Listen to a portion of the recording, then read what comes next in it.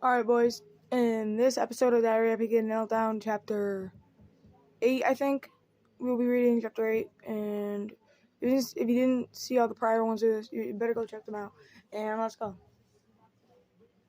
Sunday. It must have snowed another 7 inches last night, and the streets was totally covered when I couldn't even see the line between our yard and the road. I was kind of surprised the snow plow hadn't come yet. Because when there's this much snow, people can't even get in their cars out in the driveways.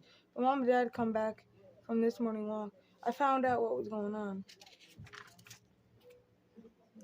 Dad said that the snow plow tried to get up the hill, it got stuck, and then the snowplow driver got ambushed by the neighborhood kids. He ran off and left the truck sitting in the street. That meant we could sleigh all day if we wanted to. But sledding is for kids, and I had other plans in mind. I'd been up all night looking through Dad's books to learn everything I could about castle warfare and battle strategies, and by morning I was ready.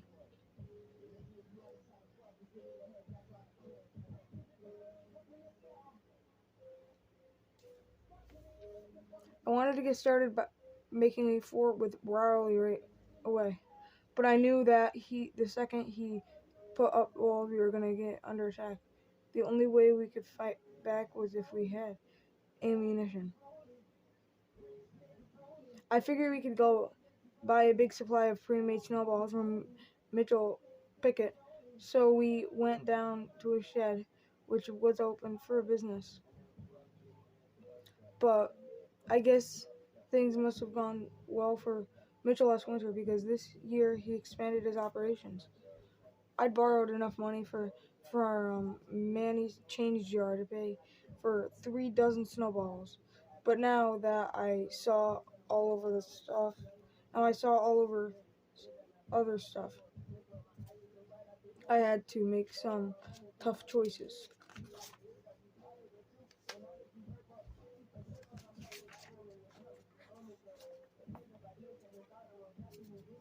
The sloppy specials looked like regular snowballs to me, so I asked Mitchell why they're 5 times more expensive.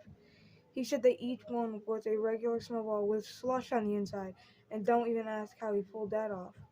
We ended up buying 2 dozen pre-made snowballs and 1 snowball launcher, which I figured we could use if we needed to nail someone from a long distance. But I wish I'd brought the whole jar of change because Mitchell was selling a snow catapult, which looked like it really do some damage.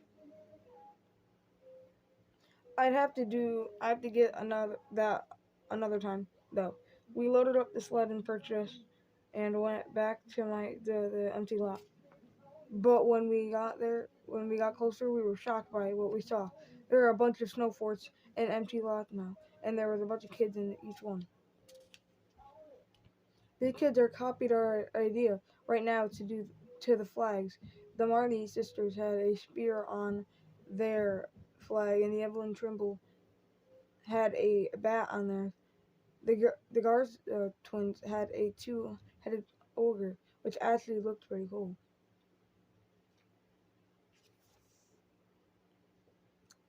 There were some really lame flags too. Marcus Margarin's dad owned the sub shop in the center of the town that went out of business, and Marcus used the flag they used to hang out at the restaurant. I wanted to get close to see who else made a fort, but when we got near an empty lot, the Ernesto Gabriel and a bunch of other kids opened fire.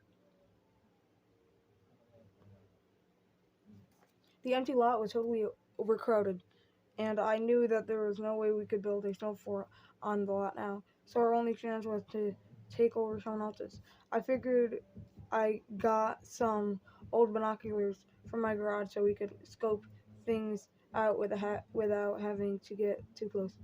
Things had to get a lot crazier in the 5 minutes we were gone, though. Gabriel and Ernesto were in battle with the Marla sisters, and a bunch of homeschooled kids were at it with Garza twins.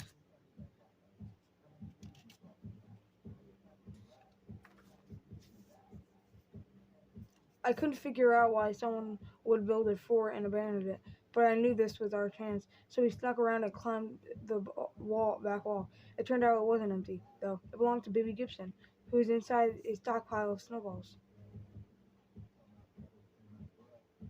But the second we stepped in the fort, it was under attack. The homeschool kids must have known about the high ground thing too, and now they wanted the fort for themselves. But then, when they came charging up Mount, we drove them back, and even Baby Gibson got in on the act. Then kids started coming for us from every direction, and it was getting harder and harder to defend the fort. The duplex kids slid into the groups, and they came at us on the left and the right, while Ernesto and Gabriel started using snow throwers to snipe us at us from their fort.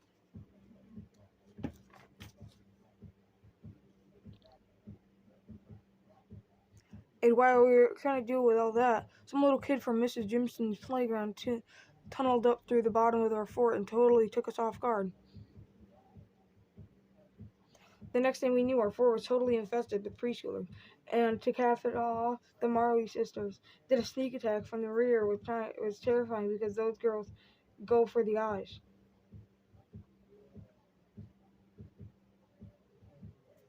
Me and Riley got driven out of the fort and into the open battlefield, where it was just a total mayhem. Everyone was fighting everybody else, and any scene of order was just gone. Then something happened that made everyone stop. Joe O'Rourke got hit in the mouth with an ice ball and lost a couple teeth.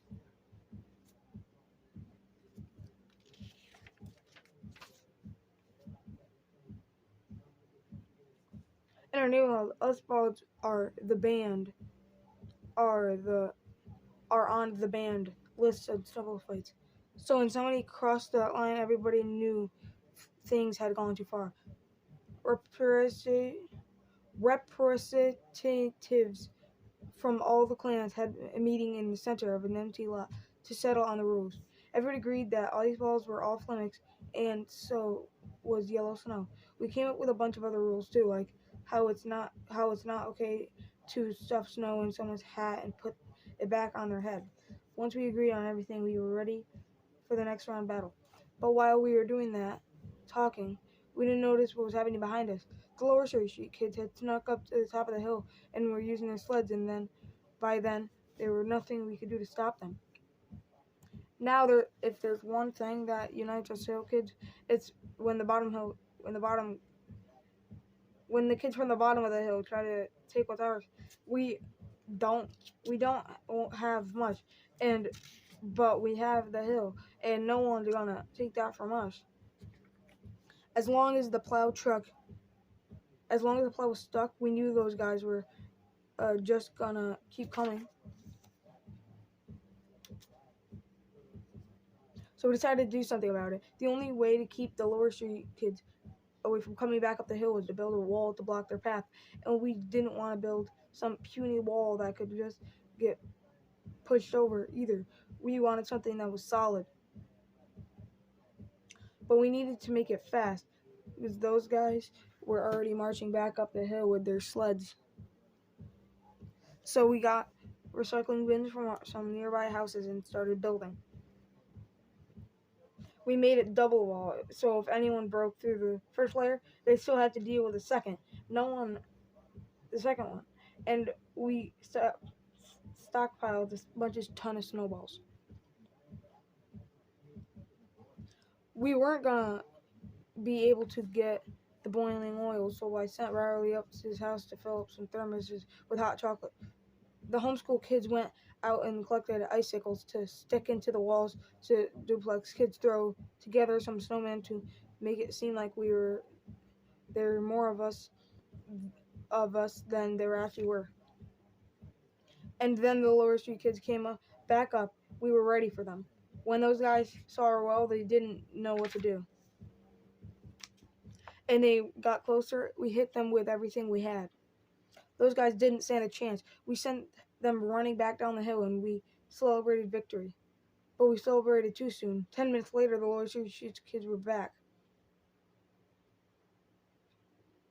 Most of them were wearing sports gear to protect themselves from the snowballs.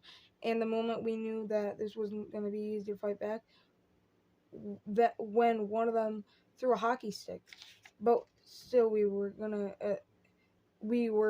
the ones with the wall, and we had the higher ground.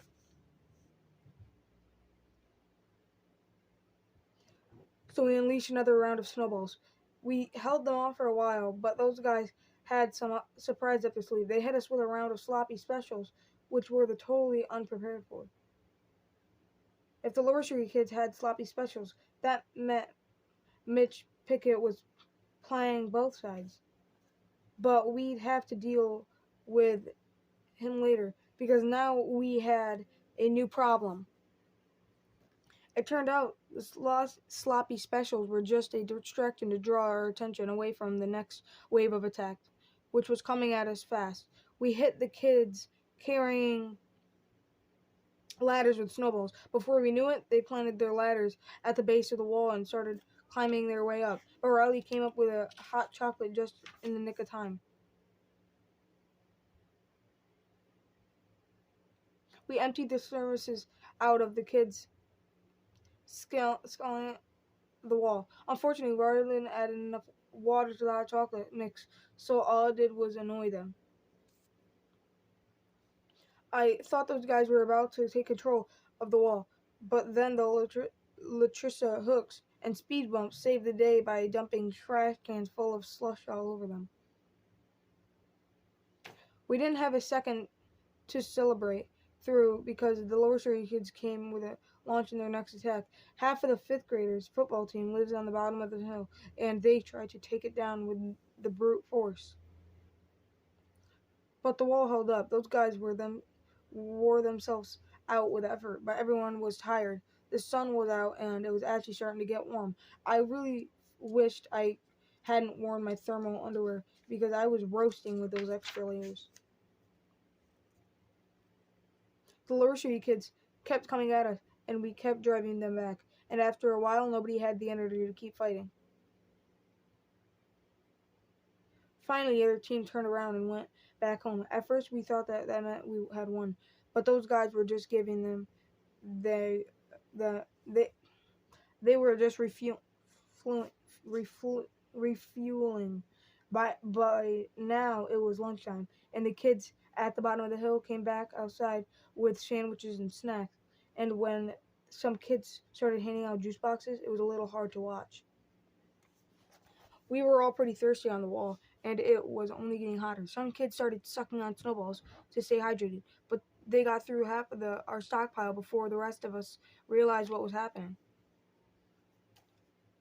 We did an inventory of what we had left, and we knew we didn't have enough to fight off a major assault. So we split our remaining snowball into thirds and put Anthony Dennard in charge of protecting them. We kept waiting for the next attack from the Lower Street kids, but it never came. After a while, we realized their strategy was to wait until we cracked, and then take our wall without a fight. Previs Gentry was the first one on our side to break. He hadn't even had breakfast this morning, so the sight of all those sandwich crusts laying on the ground made him crazy.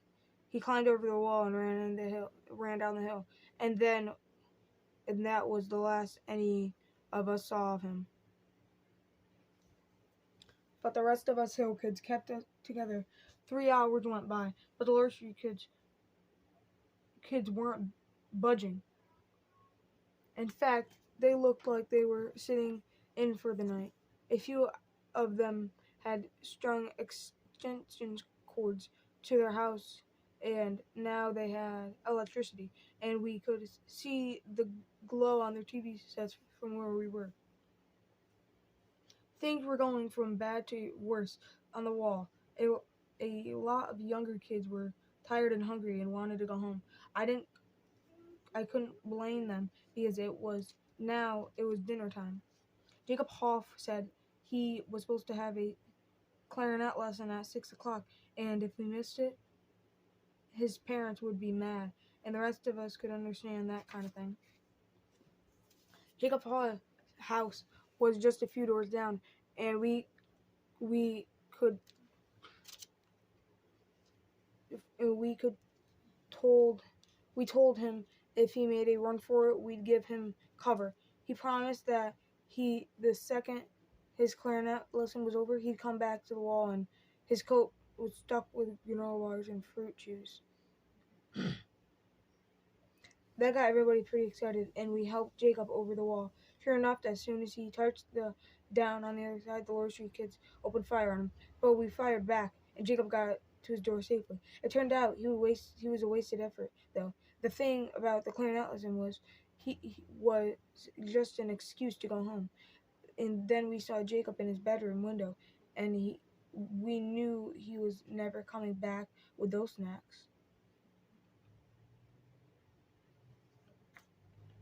After that, the mood inside the walls was really grim. Some kids were crying, and I didn't see how we could hold up much longer. The Lower Street kids must have known that they had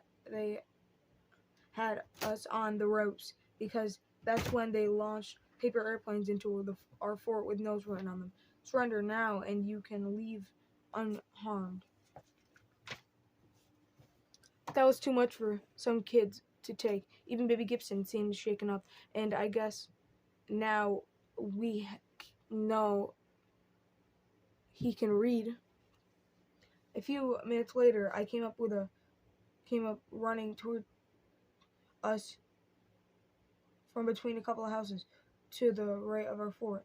We got ready to pelt him with a bunch of snowballs, but we recognized the kid, and we held fire. It was Trevor Nix, who used to live on the hill. Trevor was out of breath and could barely get his words out, so we pulled up and onto our wall and waited for him to calm down. After Trevor got himself together, he told us what was going on. He said the Lower Street kids had been holding him captive, but he managed to escape. Trevor said that those guys were planning something really bad and he wanted to tell us before it was getting too late. He said the Lower Street kids were creating a huge stockpile of snowballs, and when it got dark, they were going to launch a full-scale attack. But that wasn't even the worst part. Those guys were making their snowballs in the Guzman's yard, and that place is filled with dogs. So that meant that they were using the yellow snow, and who knows what else. Everybody was pretty mad about the Lower Surrey Street kids were planning, and we were glad Trevor gave us the heads up. We told him that from now he could slide on her anytime. We agreed we couldn't just sit there and wait for the attack, so we started working on a plan. Half of us would sneak down the hill and launch a surprise attack on the kids making the snowballs in Guzman's yard. The other half would stay back to protect the fort. We sketched the plan into the snow with a stick to make sure we were all on the same page. Attack team, wall, Guzman's yard. Me and Rowley waited to be a part of the action, so we choose to be on the sneak attack team. Our group loaded up a few sleds with all the snowballs we had left and slipped over the back of the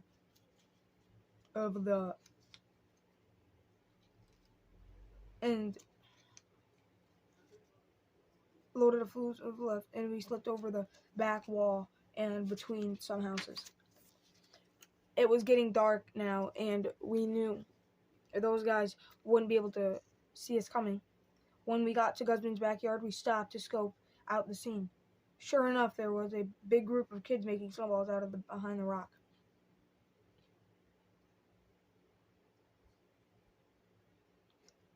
When Baby Gibson gave a signal, we launched our attack. but the other guys didn't even flinch.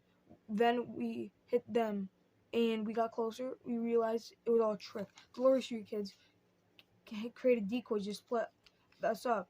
Then, which meant we'd been double-crossed by Trevor Nix. We rushed back to the wall, but by the time we were already too late.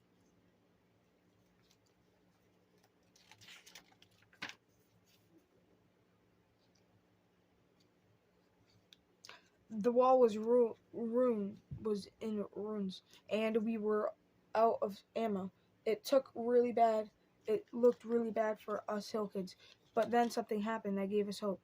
A group of the kids were marching up the hill towards us, and when they got closer, I realized it was the safety patrols. For a brief second, I thought they were going to save us, but they were too annoying. They were there for revenge. Usually the safety patrols weren't allowed to throw snowballs, but today was Sunday, and that meant we were free to do whatever we wanted. Half the girls on the safety patrol are on the softball team, and anybody who knows the girls can't throw hard doesn't know what they're talking about. The battle turned into the Surrey Street kids versus the safety patrols, and we were outnumbered. Them 2-1.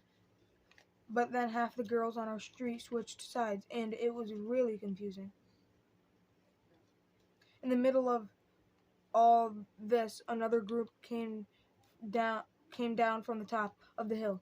It was the Worley Street kids, who must have gotten kicked off the golf course and came to slide on our street, and they got into the mix. It was just a total free-for-all. This is the pictures. Just when things couldn't get any crazier, a terrifying sound cut through the air.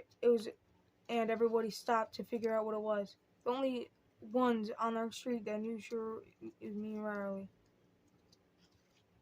It was the Mingo kids started pouring out of the woods, looking like they just woken up from a 3-month nap.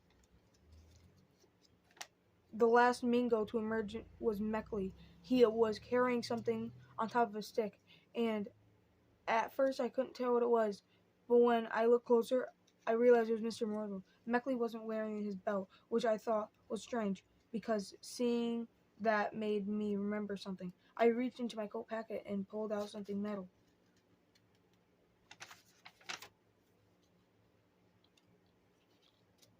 When me and Riley were in the Mingles camp, I must have put that belt buckle in my pocket without realizing it, and now I was in the panic, because that meant Meckley Mingo was coming for me. But the only thing kids on my town hate more than each other is the Mingos. So when the Mingos charged towards to face them, well, everybody except me at the point I'd had enough.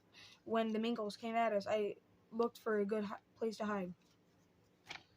There was a big hole in the collapsed section of the wall, so I dove inside, and me and Riley was right behind me, and the battle raged all around us, and I didn't see how we were gonna get out of this one alive.